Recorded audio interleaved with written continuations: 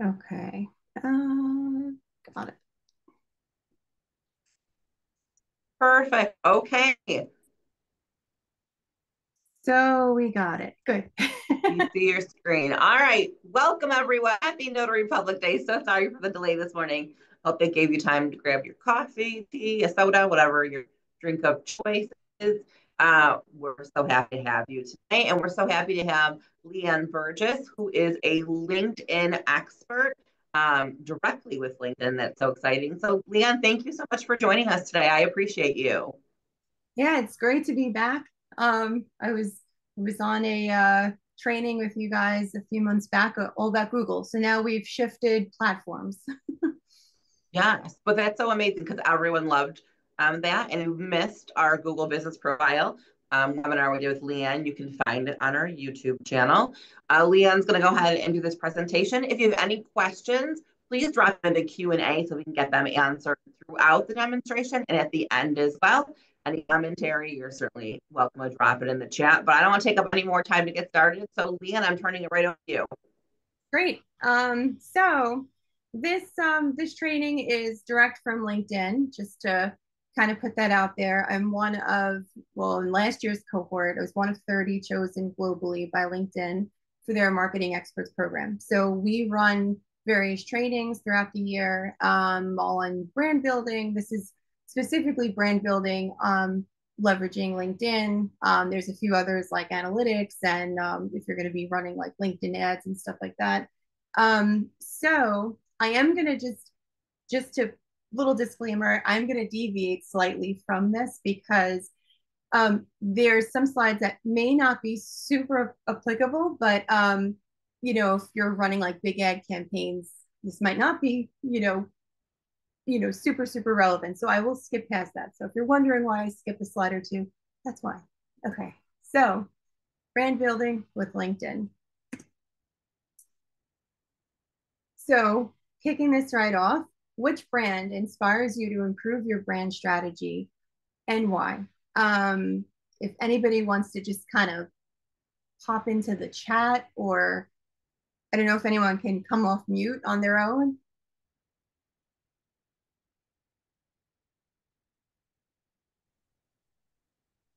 Anybody? I do have an answer for mine, and it's on the next slide. Um, let's see, that's a good question. There are so many well-known brands though, right? Apple and Nike and Coca-Cola and all of the jingle. This is a hard one for me. I don't know that I can just use one. It is a really hard one. So I went through a few, and I'm like, this might be more towards personal brand, which is really important, especially in business. So I'll skip ahead. This is just my little intro. um, this might not come off as like a typical brand because it's not Starbucks or Nike, but Gary Vaynerchuk is a brand, and a very well-known person in the entrepreneurial space.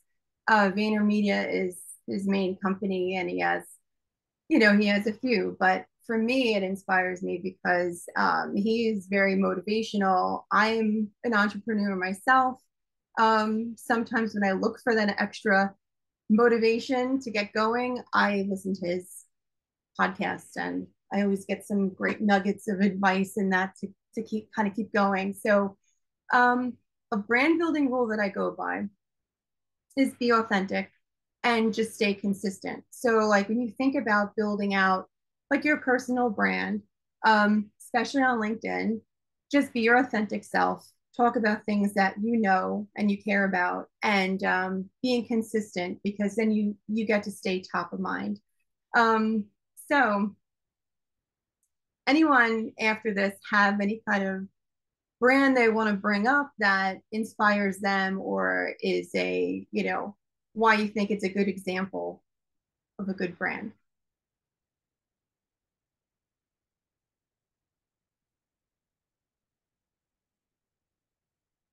Anybody?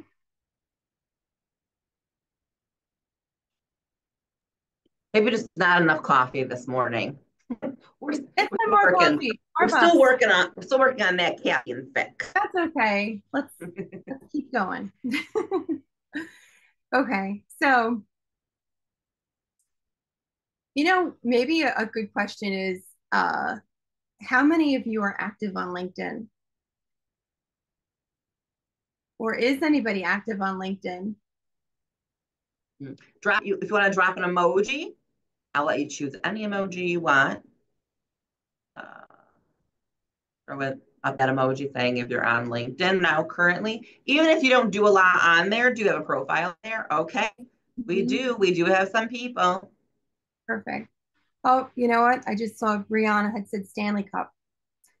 Um, Absolutely. And what's funny is that right now in London, LinkedIn's headquarters in London, they have the next cohort of certified marketing experts, the program that I went through last November.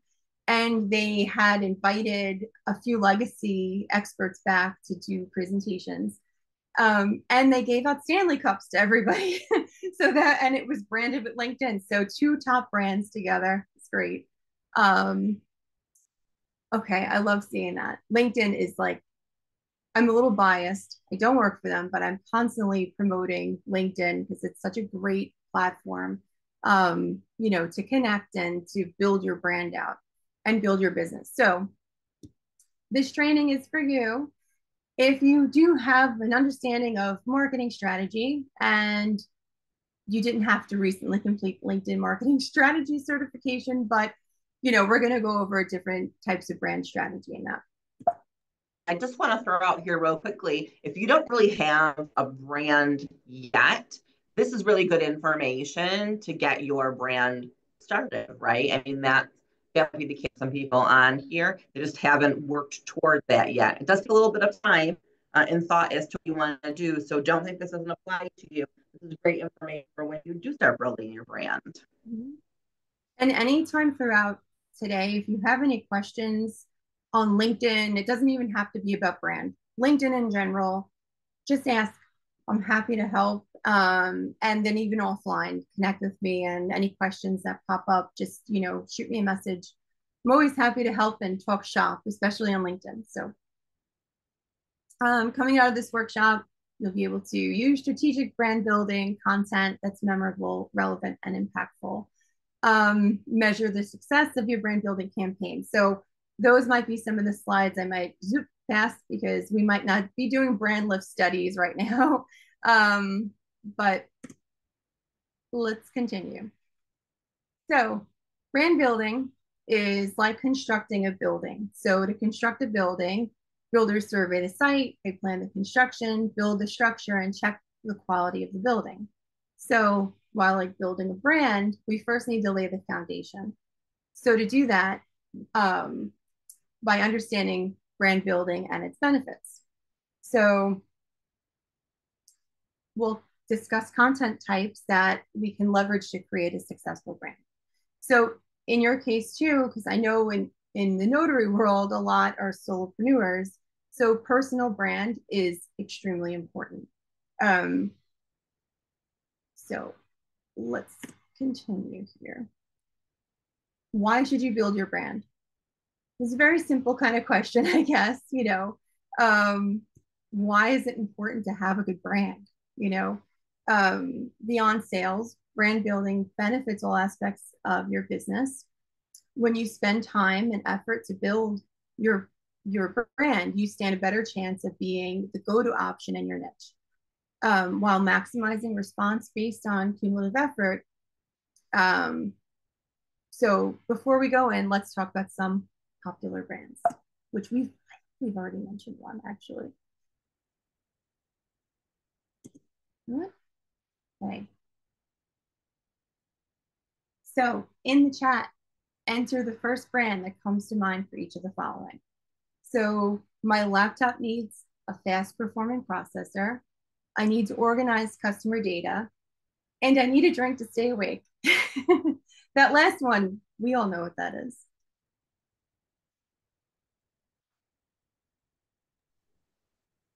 Oh, it said Intel and Starbucks, and I was going for Intel too, so that was my guess for my laptop. Mm-hmm. Need to Speaking organize customer data. of That's a good one. Yeah, cloud. Mm-hmm. Apple Cloud. I'm thinking of like some of the like MailChimp or Aweber or those kinds of things. Mhm. Apple, That's Google, probably a better Apple. way.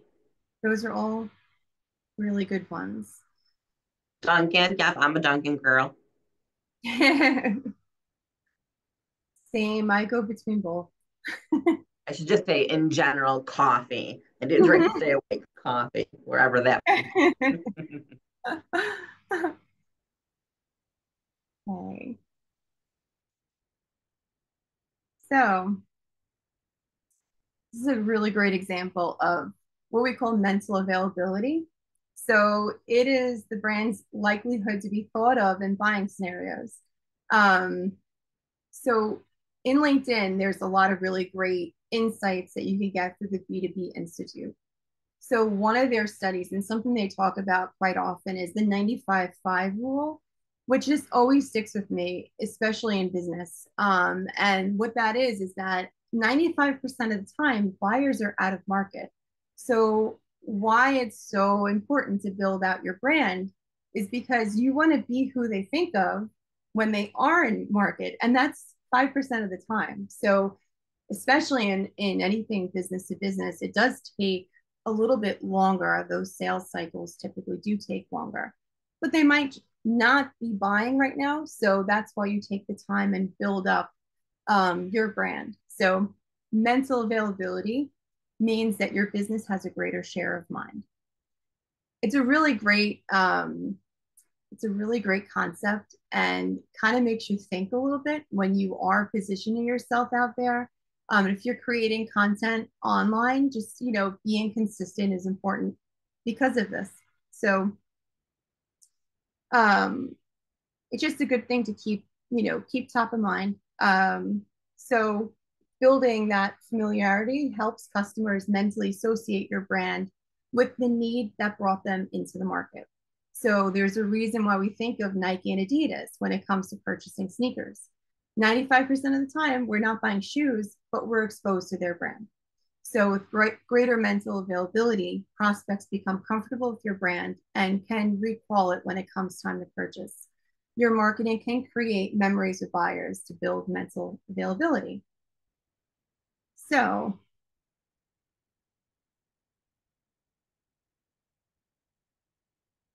mental availability is an outcome of fame. So famous brands take salience to a whole new level. They're so embedded in people's minds that they're the only conclusion most consumers can jump to. So when, hang on a second. It's a little quote on the fame part here. So fame emerges from the interactions between people and media. So today, with multiple brands lining up to fight for a customer's attention, your brand needs to be on the list of the top few go-to brands. So now reaching a larger audience can help. Oh, Cheryl, I got you. um, Reaching a larger audience share can help with that by building up your brand's exposure and mental availability. Um, Anyone have any questions or anything? Or you can pop in at any time as well. Anything that comes to mind. I think no questions yet. Okay.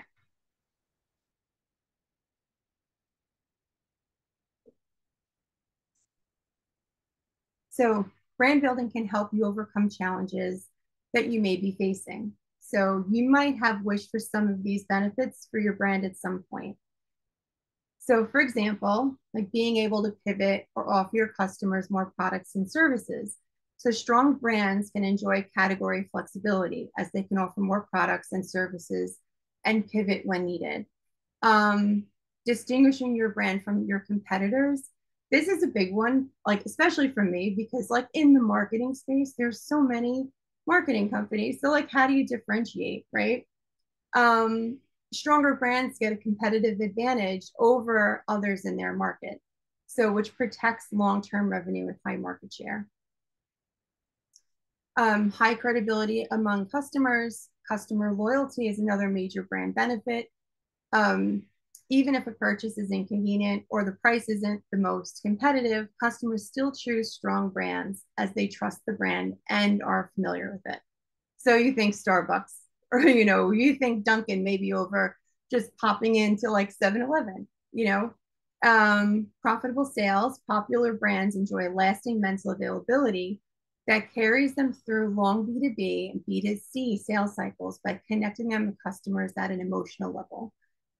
We all know, like in marketing or in branding, if you can connect on an emotional level, you're more likely to be remembered and recalled when it is time to look for that item or service. So, improve pricing margins. Pricing power is another benefit that strong brands get as they experience less sensitivity to pricing, and they can improve margins over time.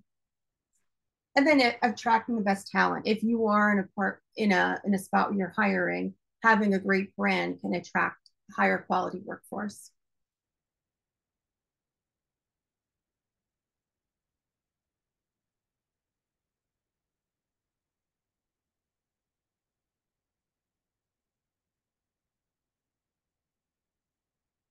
So takeaway: brand building develops stronger, longer lasting brands by improving mental availability. Um, Here's just a few little takeaways. Mental availability helps prospects recall your brand when it's time to purchase. Maximize reach and frequency, as 95% of customers are out of market right now. Use broad targeting to reach not only current, but future buyers.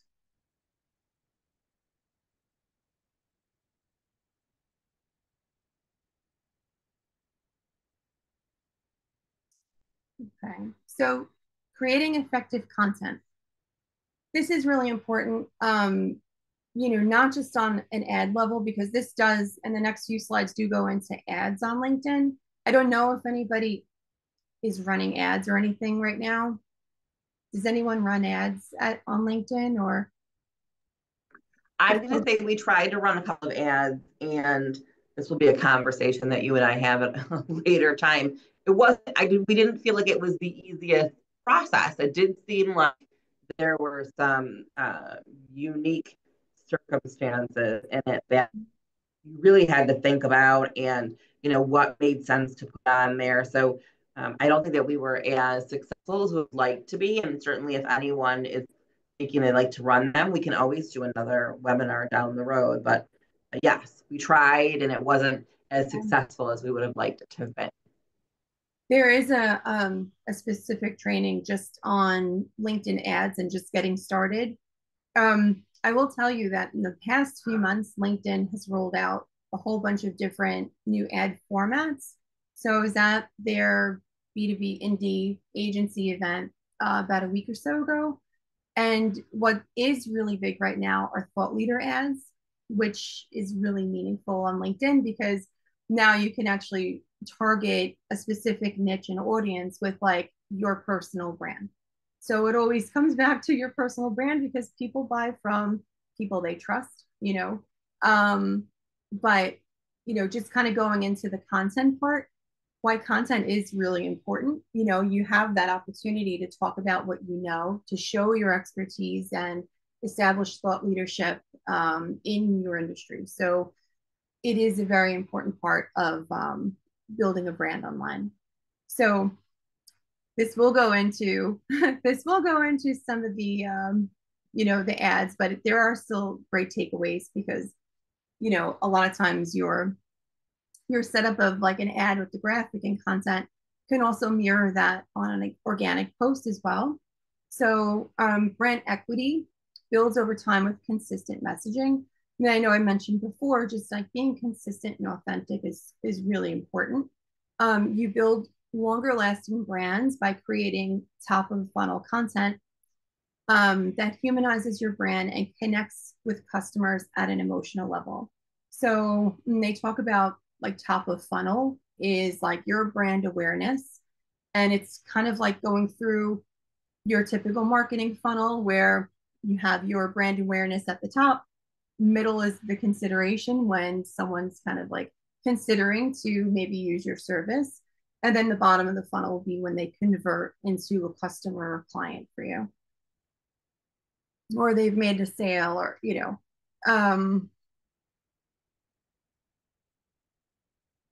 so we can mirror this over, and what makes an ad memorable could also be what makes a piece of content memorable.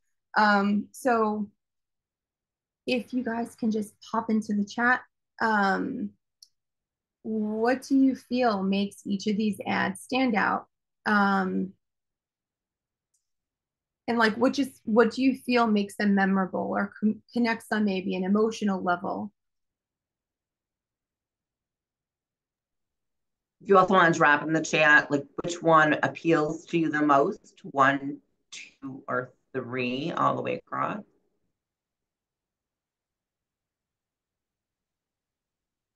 I am drawn to 2. And like what stands out about it to you? Yeah, so I feel like, and this is probably not the case, maybe it looks not as busy to me necessarily. Um, my eye goes directly to it, so that could be that it's in the middle as well. Mm-hmm. But I think it kind of gives you like the text is easy to read, right? It's sort of to the front. Certainly graphic is a little bit cute, but I have to really stop and look at the other ones to really see what they're trying to say to me. The Starbucks one, it's for old lady eyes. It's a little harder to read. I like that the Salesforce kind of puts out that little bit of leader right away and then sort of draws you into the rest of it. So that would be for me why I would choose the middle one. I'm with you on that. I do like the Salesforce. I kind of like their cute little their character they have. Mm-hmm. But Yeah, it's easy to read. that's true. And I think having a um, clear font on there is really a benefit.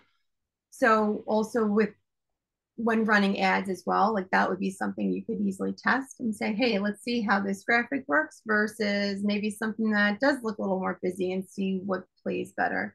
And that helps dictate your future campaigns. So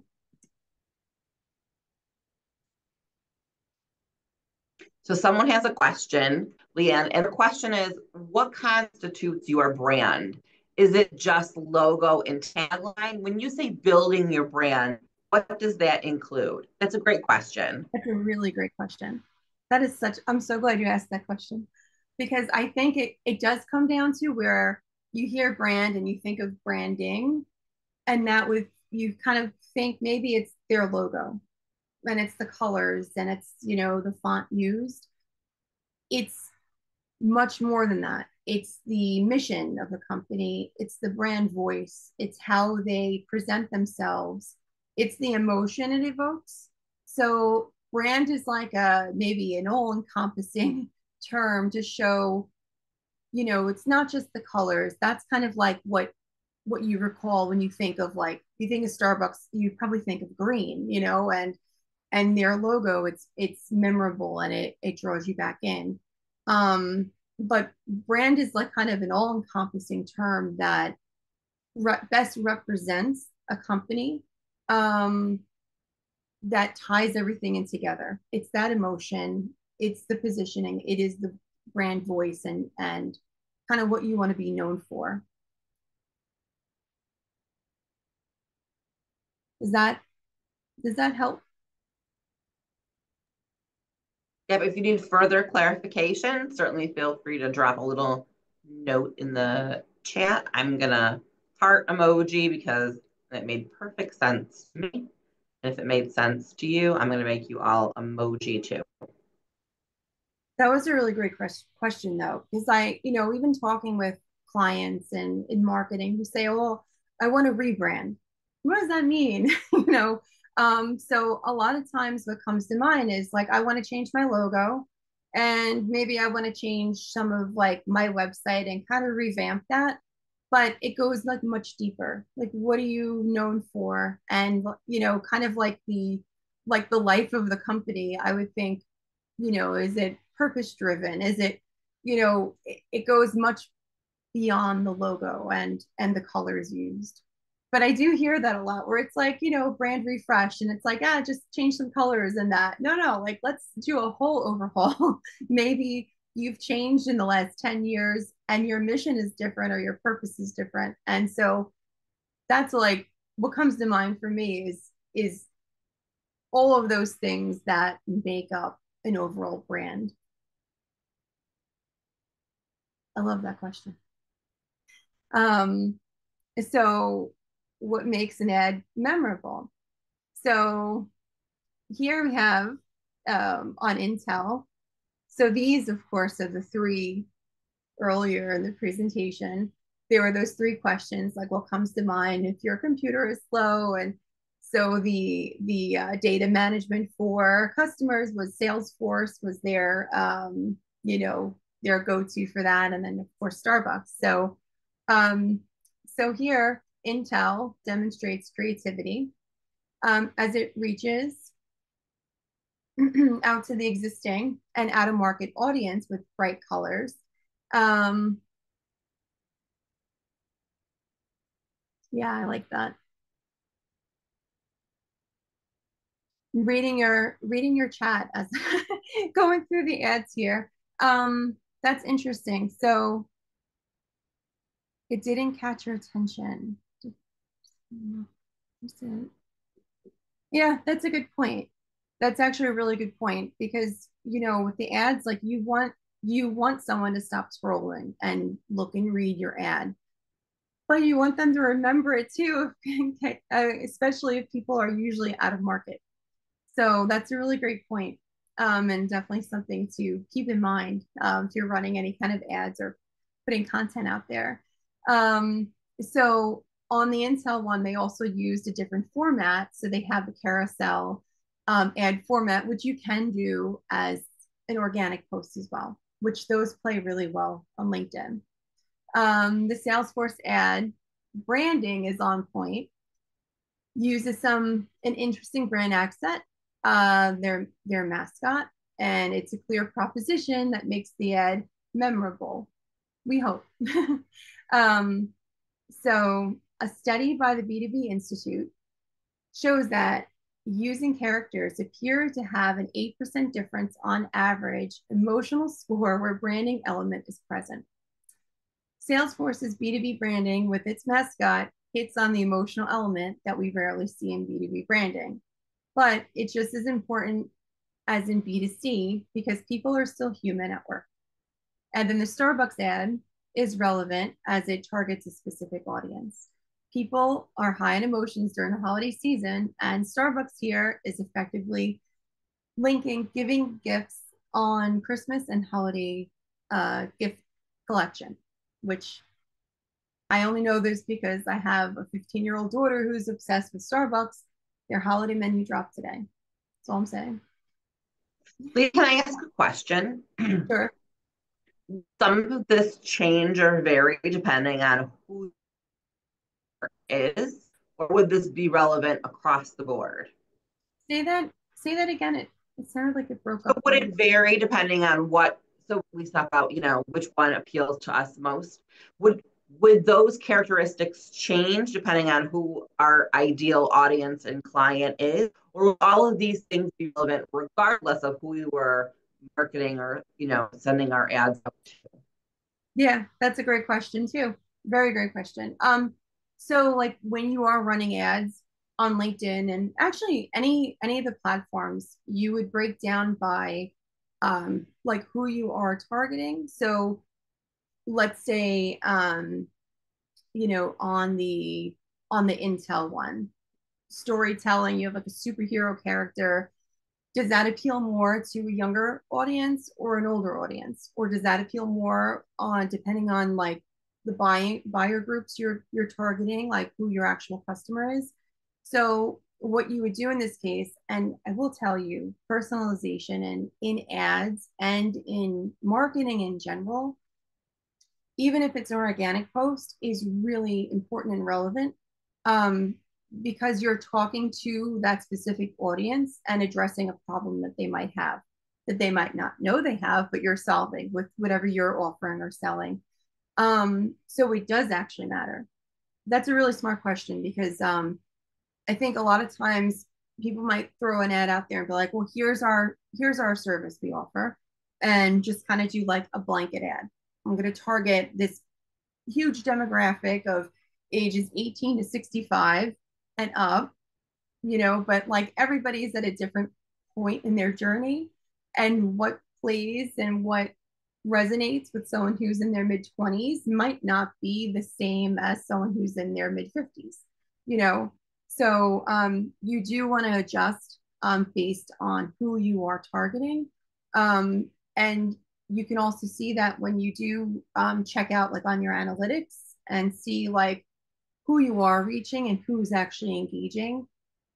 LinkedIn also has some really great insights on their ads, like dwell time is a new data point that you can see who's spending time just kind of like looking at the ad, and it'll tell you like, all right, um, people in this age group are spending X amount of time, or whoever you identified in your basically like your ideal customer profile that you're targeting. It'll show you what's more engaging. So then you could go ahead and tweak where you need to, instead of like a set and forget on a blanket ad that's targeting like a huge demographic. So it might, like that middle one on Salesforce might not resonate with someone who's in their 20s and maybe like just starting out in their career, but maybe someone in their 40s, it's great because they're the decision maker, and that does resonate. I also want to say quickly, as someone who has learned this, is just because you love the ad that you made doesn't mean your audience will like it. There have been times where I've been on the fence about something we've done marketing wise, and I'm like, I'm not sure I love that, but my audience really took to it. So I want everyone to keep that in mind as well, as that sometimes it's not really about your preference because I'm not my ideal client or my audience, it's theirs. So keep that in mind as you're doing these kinds of things too. I know it sounds counterintuitive, but like we just talked about, like I love the middle one, but my clientele might not like that. They might prefer the first or the Starbucks. So Mm-hmm. keep that in mind as you're doing marketing as well. What are some challenges that you guys have when like you either running ads or putting content out? Are there any challenges you're running into? When you guys go to post on social media, any platform really, do you Mm-hmm. struggle to decide what to say or what graphics to use or what you think you're do you do you specifically post for your clientele or do you just post stuff that you like? I do a little bit of both on my things. But I will say for us, I think sometimes challenging is what will my audience find valuable, right? Like Mm-hmm. what can I say to them that isn't me saying to them, hey, come use my services, right? Which I know we want to say that, right? Hey, I'm available 24/7, or I have all these certifications, or I travel to all of these areas. And that's great. They want to know those things. But Mm-hmm. sometimes it's hard to decide outside of that, else can I give them that they will find valuable? Does that sound like something you guys are finding challenging? I see some of the profiles and things out there. So I think that's probably the key things, is just finding value outside of just talking about what we have to offer. And that's a tough one too, because you do have to kind of do a mix of content that is somewhat self-promoting, but not overly like salesy. So when you can provide value in your content, where it's like you're addressing a challenge that somebody that you would have as a customer would be really beneficial, because you're putting that content that showcases that you're a thought leader in that spot, and that you understand like what challenge they have. They might not need your service today, but they're going to remember and say, well, this person understood that these are certain challenges that I'm facing. So when you can provide that value and content, and address those kind of needs, it definitely helps resonate. And then also just check in on like your analytics too, and just see, um, you know, what is resonating, what gets more engagement. If you have a premium account on LinkedIn, you can go in and see insights on your posts, so you can see what is doing well, and then create more of that content. um Brianna, should we have separate pages for personal business and regular employment if employed but still running a business? That's Yes, a good question. that is Great a good question. question. So it's great to have, so you have like a personal page on LinkedIn, and then if you are running a business, have a separate company page just for the business. Um, and then in regular employment. Yeah. So what you would do is you could create content for your business page, and is there any conflict with um, having your regular employment and running a business? No conflict. Okay, good. So if you're posting to your business page, best way to get more reach out of that is to share that onto your personal page. So if you created a piece of content, share that over, and that actually helps increase the visibility. And you're also promoting your business at the same time.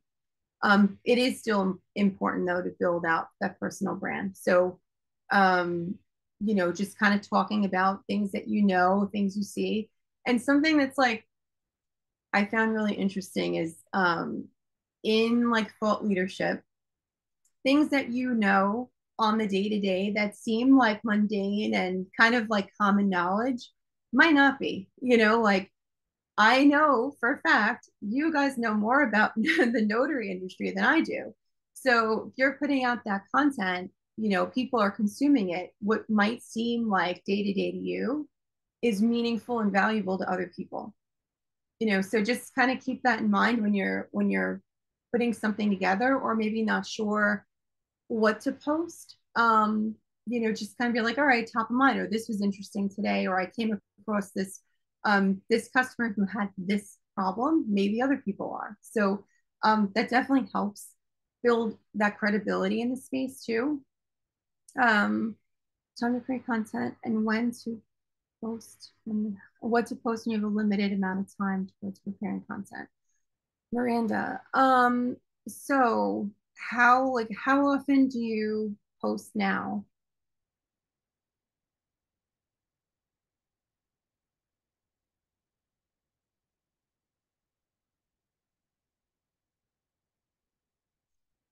So there's a few approaches you can take when it comes to content creation.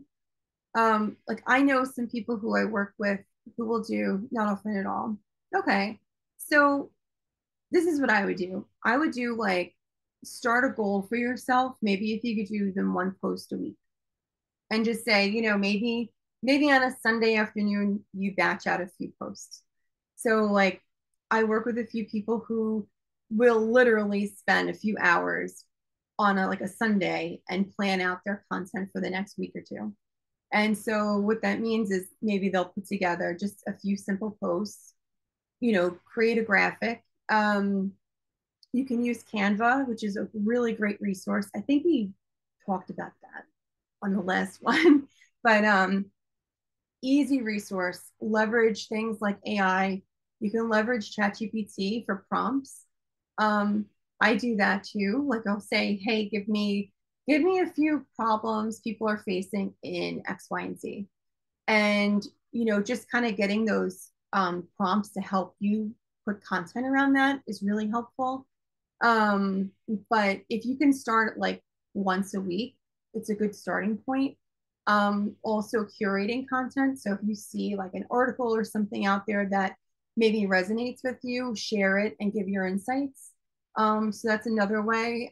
Like if somebody posts something in your industry that you want to amplify, you can share, which is also another great way to help build like your network too. Um, but you know, that doesn't have to take too much time. And I know it could become a little bit overwhelming when you're like, I need to work and I need to run a business, but I also need to create content to help get the word out that I'm doing this business or building your brand. So even just a once a week post, if you could just put like a half hour aside and just put something down that would be helpful. Just keep in mind that it should be offering value to somebody. I also want to add that a lot of the platforms allow you to schedule. So, you don't have to jump on there every single day. Like Leanne said, if you take an hour out on a Sunday, you can plug in, that content and get it scheduled for throughout the week. And know that you can actually just change around a little bit of that content and post it again in a few weeks, right? It's evergreen. So sometimes don't overthink it. Really, if you get a tidbit on someone else's social media, it's okay to take that and make it your own, right? So unless it's, trademarked or copyrighted, so don't steal anything, but you can certainly be like, hey, I saw this great article by, Marcy, and I wanted to share that. And that also is very easy to just, go ahead and repost it to your page. And there you go. You have content. Yeah. And also, you know, tagging people who might not be in your network that you want to maybe connect with or have like, I have like set up some partnerships, for example, in marketing, which I met on LinkedIn. Like, super quick story. I met an agency that's in London on LinkedIn. Like, we just happened to connect and I had to go there anyway back in January. So while I was there, I'm like, well, let's just meet in person because I'm here, you know? So just like a simple connection became an agency partner for me. And it was like, it was just something simple. It's just sharing something out. So you never know where that leads. So if there is somebody that you want to maybe work with, um, maybe share a piece of their content or engage, like Marcy was saying, tag them in it, connect with them. I mean, you can make some really meaningful connections using LinkedIn.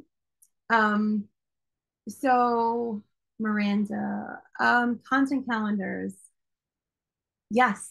So I'll tell you what I use. So I use a mix of things. And it's going to be really like what works best for you. So you can use something as simple as like Airtable or an Excel, you know, sheet. I love Airtable, which is it's free to use. You can also collaborate with other people on it, but it's kind of like a an amplified Excel. I mean, you can export into like an Excel document too, or upload an Excel sheet there, but it's just like a very user friendly, easy way to organize. So if you put together, just an example, say like on a Sunday, you set aside an hour for yourself to create content. You can put each piece of content as a line item, attach your graphic, and then there's a calendar view. So you can literally just drag and drop those pieces of content where you want them to be organized and however you want to organize your week or 2 weeks or month ahead. That's something that I use and I've used to collaborate with clients because it was just like an easy way to share a link and it's a nice visual, um, platform. So that's one that I use. I also use a social media scheduler called Social Pilot. And that too has like a content calendar where you can add notes and stuff to it. And then also actually schedule to whatever platforms you're posting to. Monday.com is another, which is great. And I have that in place for a client right now. And I did a content calendar for them that worked easy for them. Also, that's free to use. So you can leverage, you can try any of those and see. I mean, see what works best for you. That's what I would say. And like Marcy said, when you do schedule it, you can schedule ahead of time on LinkedIn. Um, Thankfully, they have that feature. A lot of the platforms now do.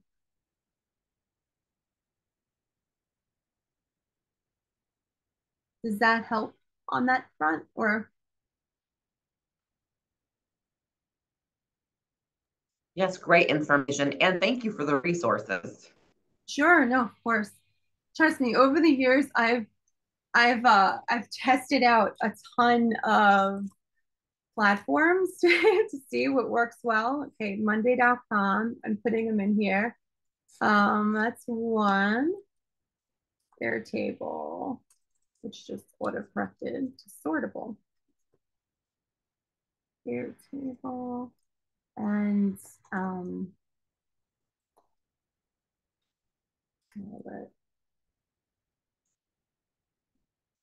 co.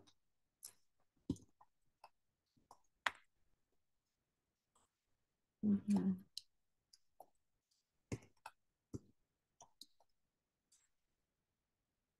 Okay. Those were the three that I mentioned. Did Monday? Yeah, that came through. Okay.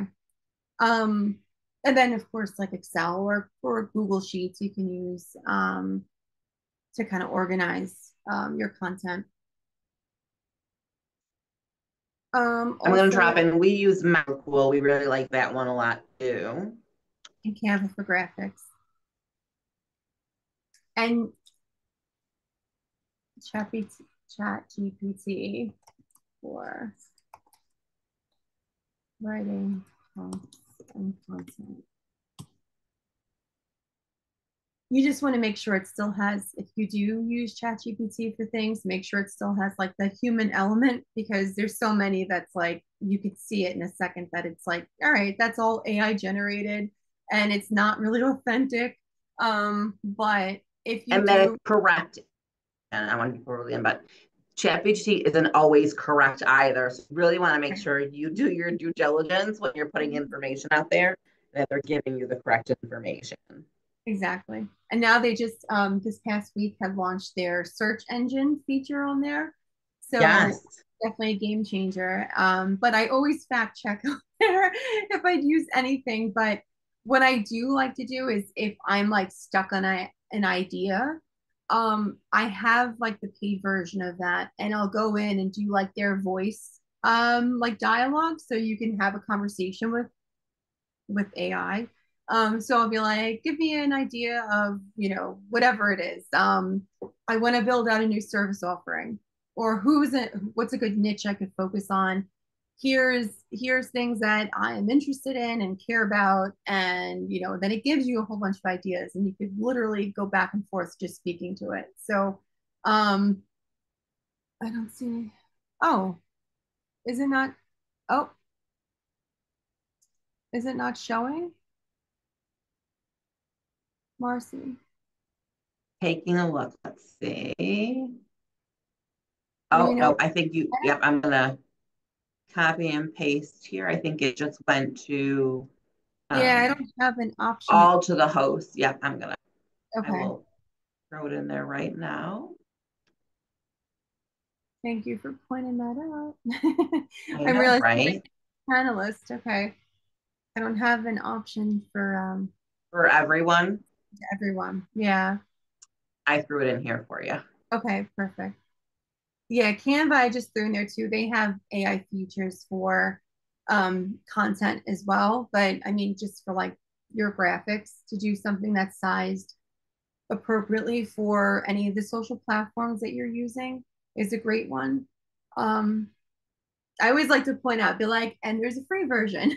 So it's not like any kind of commitment to get started on it.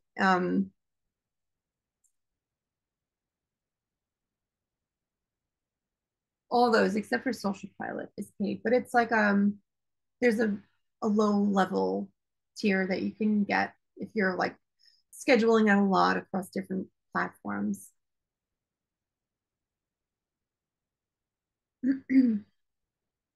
Okay. Any other questions or insights on that?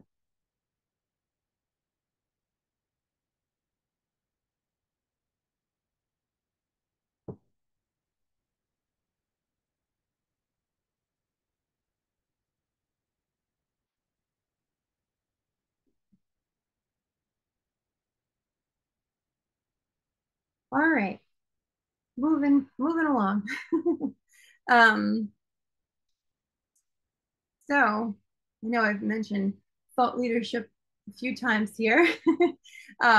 So companies across industries find themselves struggling to differentiate their offerings from others. So thought leadership is a strategy that makes brands memorable and helps drive sales. With buyers facing irrelevant information overload, thought leaders can stand apart by filling the void with timely, relevant, and insightful ideas.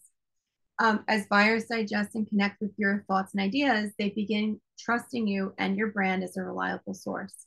This in turn makes customers think of your brand in buying situations. So, thought leadership helps you showcase the unique perspectives and expertise from within your organization and helps audiences understand why you. This is a really important, just a very important concept. Um, just being able to identify yourself in your industry as somebody who is the go-to person. It all goes back to that personal branding. And if you're tied to your business, you know, they trust you, they're more likely to do business with you as well. So example, I'll give a quick example. Um, Last year, I'm very much into like the environment and sustainability and purpose driven businesses in general. And so I've talked a lot about sustainability and you know, ESG and the sustainable development goals. And so on LinkedIn, I was putting out a lot of content around that. And I was invited to speak at a sustainability summit based on that content that someone found me through that. So it does, you know, it is an impactful thing to do that. And it's, like I said, just sharing your experience and sharing like what you know helps build that. So, and then of course here, this quote here from Forrester: business buyers don't buy your product or service, they buy into your perspective and approach to solving their problems.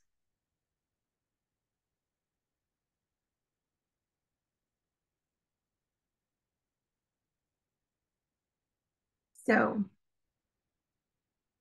56% of professionals stated that a business executive presence on social media positively influences their purchase decision.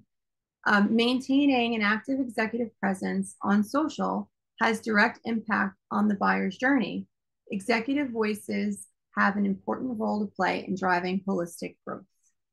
That all it all ties back into that thought leadership.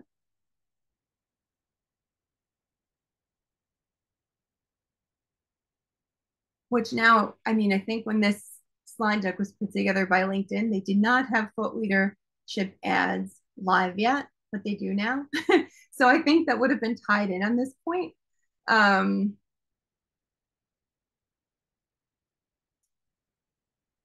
Marcy, how are we on time?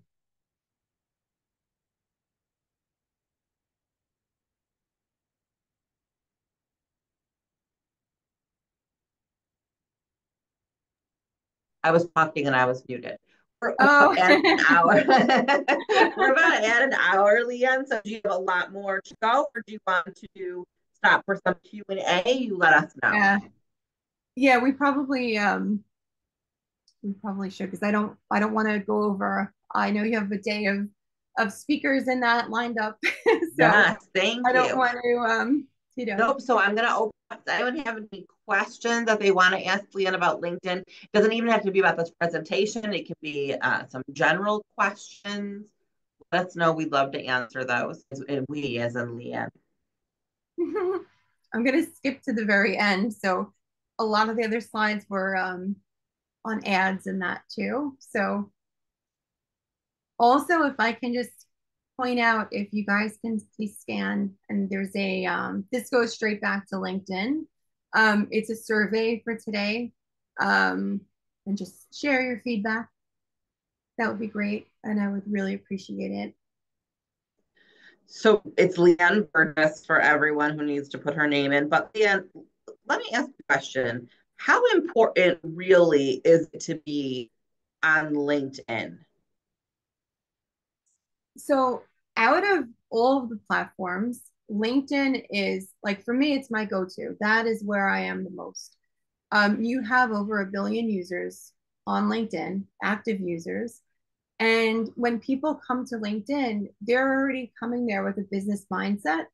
So if you're looking to get more visibility and amplify your brand and connect with people, LinkedIn is the best place to be. They've been around over 20 years now, and they're, I mean, it's so valuable to be on there. Um, I would say it's extremely important to have a presence there. Um, not just like for your personal brand, but also for your business.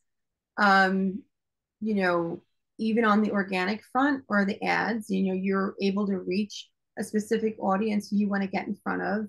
And it just makes it really easy to be able to connect with people who are like-minded or people you want to work with. So that would be number one. That's for me, I mean, definitely is. Yeah, we agree with that. So many of the people that we interact with on a daily basis on LinkedIn are our clients and other notaries and all of kinds of good things. So it's um, about content. I get a lot of content that we share and we find from other people a lot of good information. So I know you might think, well, I don't need it. I'm just, an independent notary, and that's, maybe not what I really need that for what I do. And I would say, as Leanne said, yes, throw yourself on there. You never know. Mhm. You don't have to be on there all the time or do all the things, but certainly try. Even if Please you're, make sure, if you don't, oh, sorry, Leanne, I was going to say, while we're talking, if you please, this is really important for Leanne LinkedIn that you go ahead and scan this QR code and put that information in there. So really appreciate it if you would. Yeah. I was just gonna kind of piggyback on what you said with, even if you're thinking, just a notary, if you're looking at different verticals to target. So I know like we've talked in the past about like the focus on real estate, or commercial or legal. Maybe your goal of going on LinkedIn, not just building your personal brand, but targeting those types of firms in your area where you can get in front of them, where they're going to need those services and you can get consistent revenue from them, because they're going to need you on an ongoing basis. So if you're able to identify those challenges that certain companies are having or certain industries face, and you can create content around that, it's really just, it's super meaningful, and you will be top of mind for them when they're looking for notary. Like right now, I mean, if I needed a notary service, like I know of a few, and we just had this. My boyfriend over the weekend needed something notarized, and it was so hard to find anybody. I'm in Long Island, but it was like, okay, where do you go other than UPS, which is closed? So it's good to be out there because, other than Marcy, I don't know anybody either. So if you're in Long Island, promote promote on LinkedIn. Yes, promote wherever you are, right? And Yeah. if you do remote online, notarize from time, we can do online. I will say I had a lot, right? You don't know a notary, you need a notary. And who I always, where did you hear about us? How did you find us? All those sources, and I will say a little bit because, oh, hey, I saw you on Twitter, or we're friends on Facebook, or I'm connected with you on LinkedIn. you would be surprised at how many people, like maybe you're not even marketing, but you just happen to be in that circle of social media with them, and then they will give your name out to other people. So just being in those spaces sometimes is enough to get the. It's very true. That's extremely like accurate. And then just being known, for what you do in your industry and putting that content out there, like going back to that 95/5 rule, like that always plays in my head, anything with business, because, um, you know, thinking about like people aren't always in market for the majority of the time. They're not buying right now. Same with like car dealerships. If you think about how many times you see ads for specific cars, but you're not always buying a car, that sales cycle is very long, so just having that content and that like constant like cadence of content that goes out, even if it's once a week, it is something and it's being seen. So Leanne, this was such great information. I can't tell you how much I appreciate it. If there are no other questions, then I'll give you a 1, 2, 3 countdown, and we're going to go ahead and wrap up um, for today. Thank you so much. Leanne did put in the chat, and I will share it out. Yeah. Here is her LinkedIn. So go ahead and connect with her. I'm sure she would love that. Thank you, Leanne, so much for today. I can't tell you how much we appreciate you. Anytime. Thank you again for having me. Any questions, just reach out. I'm happy to help.